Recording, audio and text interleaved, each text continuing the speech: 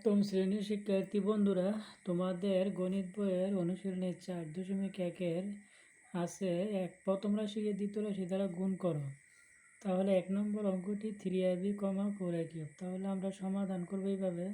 3ab গুণ, যেহেতু বলা হয়েছে 4a কিউব, তাহলে আমরা সংখ্যা রাশি সামনে নিয়ে আসতে পারি। এইভাবে নিয়ে আসলে তারপরে এ, তারপরে এ কিউব, মানে একই জাতীয় সংখ্যা, তারপরে এখানে আছে বি, আর কিছু নেই। তাহলে আমরা এ কিউব একসাথে দিয়ে দিলাম বন্ধনী করে, 3 4 12। তাহলে এ এখানে এর ঘাত হচ্ছে 1, অর্থাৎ পাওয়ার 1, নাকি এর ঘাত হচ্ছে 3।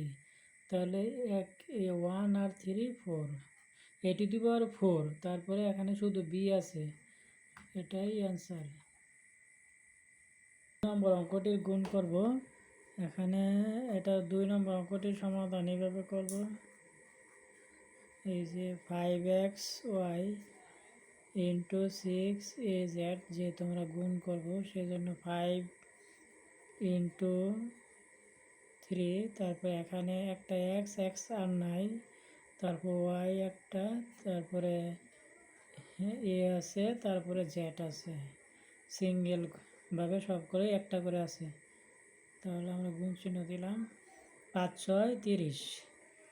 তারপরে আমরা এটা যেহেতু অ্যালফাবেটের প্রথম অক্ষর, এটা আগে নিয়ে আসি, তারপরে এক্স, তারপরে ওয়াই, তারপরে জেড, অ্যালফাবেটের ক্রমানুসারে।